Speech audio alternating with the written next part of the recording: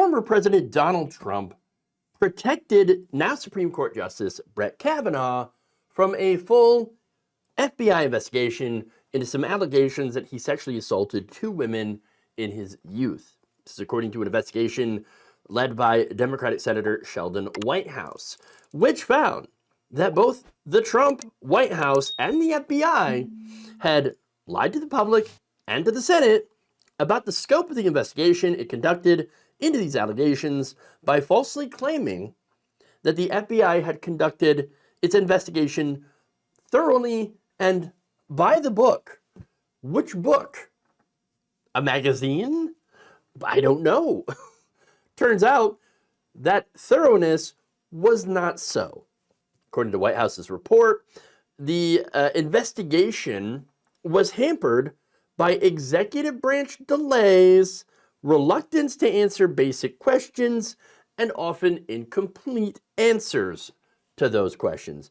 Now he writes, White House does, this report shows the supplemental background investigation was a sham controlled by the Trump White House to get political cover to Senate Republicans and put Justice Kavanaugh back on the political track to confirmation.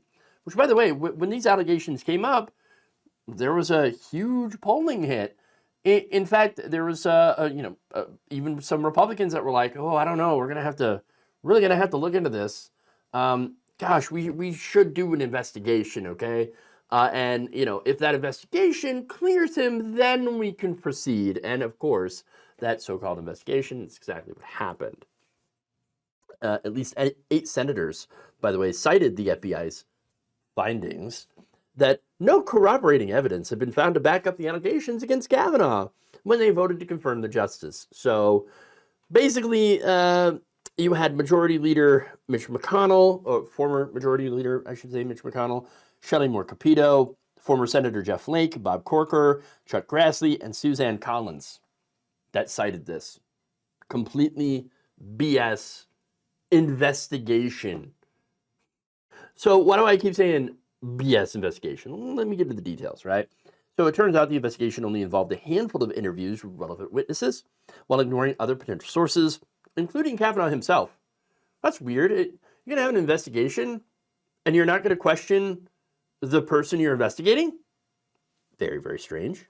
Christine Blasey Ford, it's another person that was ignored, and others who had offered to give the FBI corroborating or otherwise relevant information were skipped over. How could they not interview Christine Blasey Ford? Really? Even after Ford's attorney repeatedly contacted the FBI, directly asking, "Hey, why don't you interview my client? She says she's got information that you would like to know for this investigation." And they're like, "What's that? Nope, don't hear you. Oh, I guess we're done with our investigation now. And we found that he did nothing wrong. You can't prove it." Not only that, but there's a lawyer for one of the other alleged victims, Deborah Ramirez, who provided lists of suggested witnesses to the FBI, including a list of 20 additional witnesses likely to have relevant information Ramirez suspected could corroborate her own account. One of them happened to be Max Stier, who had an account similar to allegations made by Ramirez. Stier notified the Senate and the FBI about his account, according to media reports, but the matter was never investigated by the FBI. Gee, I wonder why.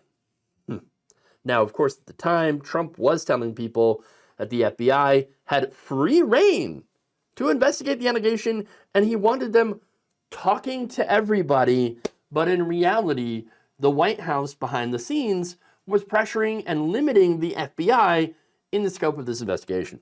So, guess what? It was a lie. In fact, investigators were barred from interviewing corroborating witnesses.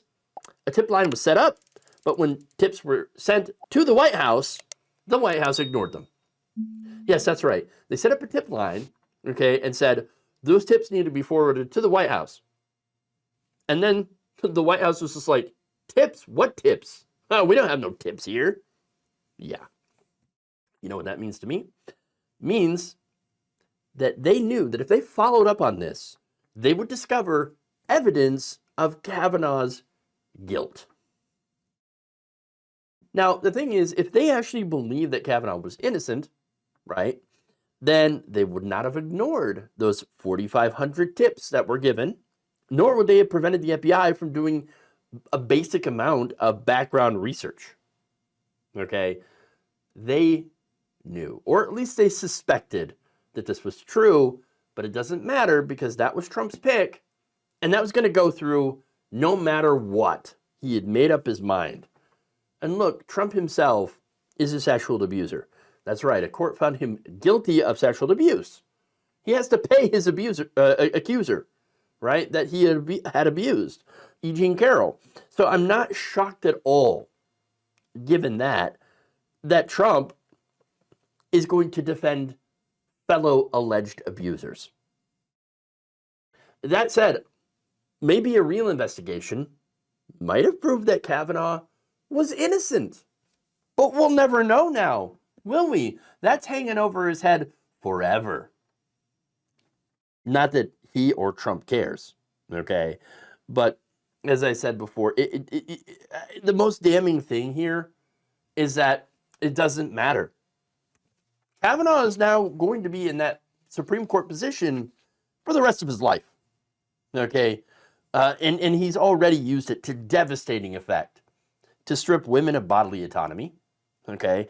To protect Donald Trump from being held accountable for any crimes with the near total immunity ruling that just happened, among many other decisions. He has delivered for Trump like Trump delivered for him, blocking a real investigation into alleged crimes.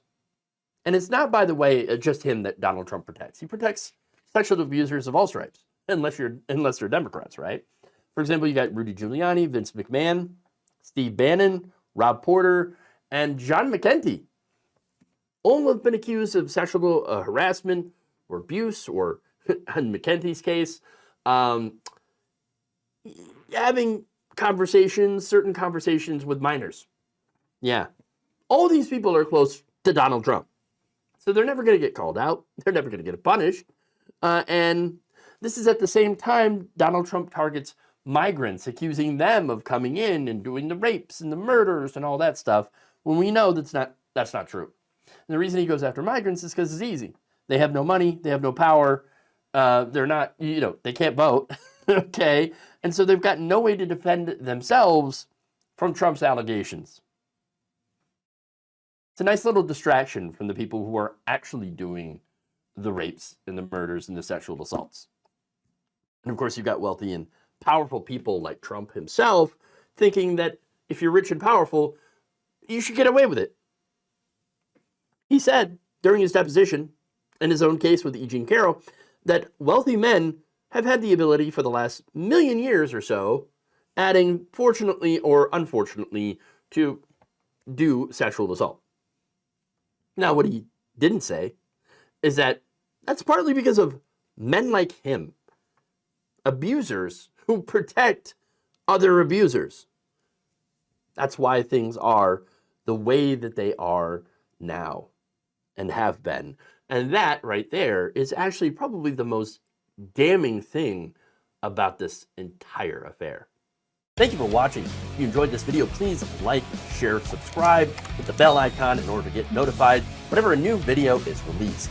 And if you want to support independent, progressive media through this difficult time where it seems like everybody is shutting down, you become a member on our YouTube page, you become a subscriber on Facebook, or you can go to my Patreon.